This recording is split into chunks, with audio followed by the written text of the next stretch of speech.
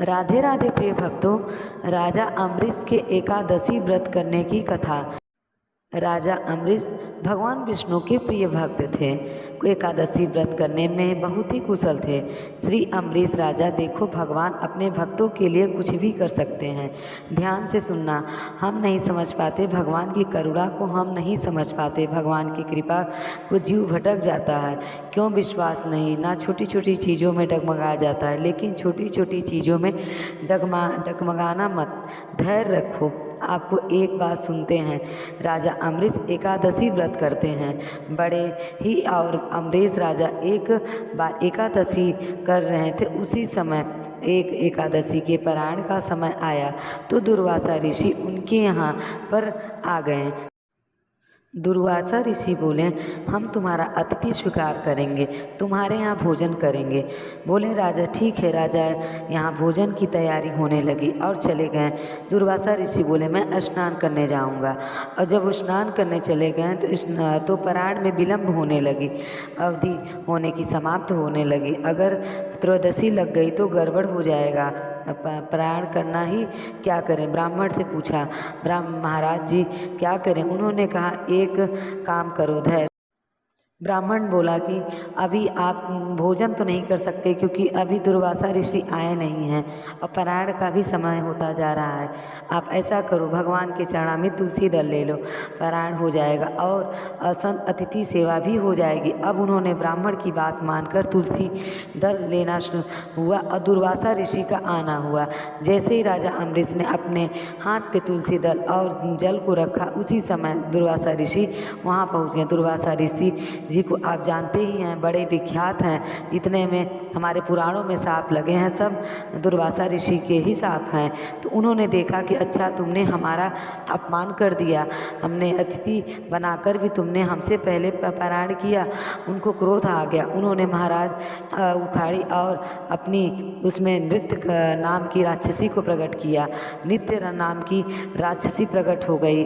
कहा, जाके मार दो, इस राजा को समाप्त कर दो, इसे जिसे हमारा अपमान किया है। दौड़ी राजा के मारने के लिए। राजा सर झुका के खड़े हो गए। उसी समय भगवान का सुदर्शन प्रकट हुआ। सुदर्शन चक्र, ध्यान से सुनना, तो भगवान चरण शरण ग्रहण करते हैं। हमने आपसे क्या कहा था, उनके जीवन में सुरक्षा की सारी जिम्मेदारी भगवान की है। वो भगवान की जिम्मेदारी है जिनकी सारी, लेकिन लोगों में समझ नहीं आता, यह समझ नहीं है कि बार बार माया के चक्कर में फंसे ही रहते हैं। दुर्वासा ऋषि खड़े हो गए। सुदर्शन उनके सामने।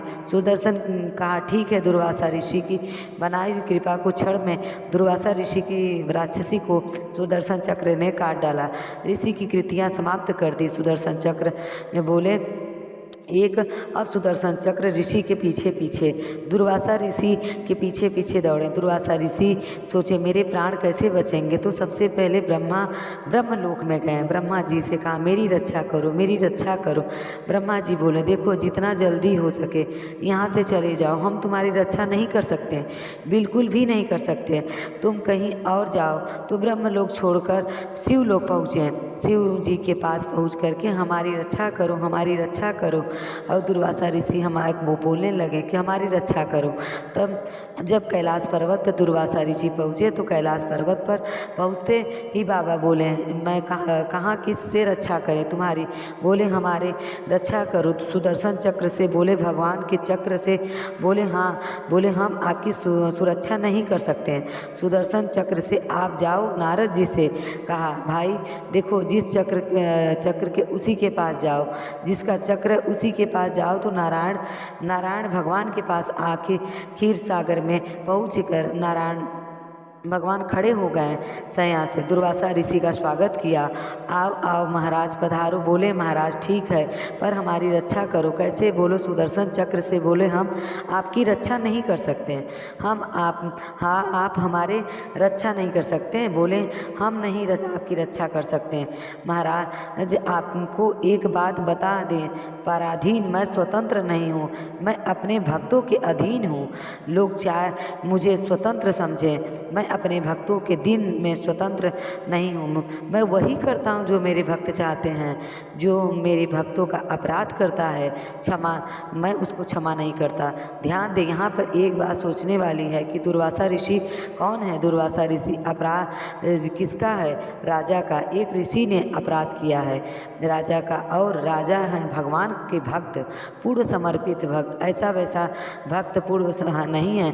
पूर्ण समर्पण का मतलब समझ लो कि वो बिल्कुल ही जितने राजा अम्बरीश का सोच समझ क्षमता, राजा अम्बरीश उतनी भक्ति करते हैं, इतना कोई नहीं कर पाएगा। राजा अम्बरीश अपने द्वारा खेत में हल चलाते हैं, फसल होता है और वहाँ से पूरी खेती फसल खुद काटते हैं, जिससे अन्न मिलता है उसे साफ करते हैं, पीसाते हैं और उसमें से हाथों अपनी चक्की से फिर ठाकुर जी की रसोई स्वयं अपने हाथों से बनाते हैं। फिर ठाकुर जी की मंदिर में बाहर ठाकुर जी के मंदिर में पहुँच जो स्वयं रखते हैं, ठाकुर जी को सुलाना भोग लगाना स्वयं अपने हाथों से करते हैं। राजा अम्बरीश 24 घंटे भगवान की सेवा में लगा रहते हैं। मालूम है बेडरूम में जाकर नहीं सोते हैं, भगवान विष्णु को विश्राम करा के और मंदिर के सीढ़ी पर रखे हुए सो जाते हैं। वहीं मंदिर पर सीढ़ी पर सर रखकर भी कितना समर्पित होगा जीवन। राजा ने इसीलिए विवाह नहीं किया, बहुत दिनों तक विवाह नहीं करूँगा ऐसा संकल्प किए थे, लेकिन माता पिता के कहने से उन्होंने शादी विवाह किए। और गजब की बात है, आपको विवाह भी किया तो कैसे किया? खुद राजा बारात लेकर नहीं गए, तलवार और पगड़ी भेज दी, उसी से ब्याह कर दुल्हन आ गई। दुल्हन कितने दिन तक दूल्हा का मुंह नहीं देखी, सेवा में फुर्सत ही नहीं है। और राजा ऐसे भक्त को इग्नोर कैसे कर सकते हैं? भगवान ऐसे भक्त की रक्षा करते ही हैं। दुर्वासा ऋषि से कहा, महाराज आप मेरे पूजनी हैं, पर मैं भक्त के पराधीन हूँ। आप मेरे भक्त का अपराध किया है, कुछ नहीं, मैं कुछ नहीं कर सकता। आपके हेल्प आप दुर्वासा ऋषि बोले, हम क्या करें?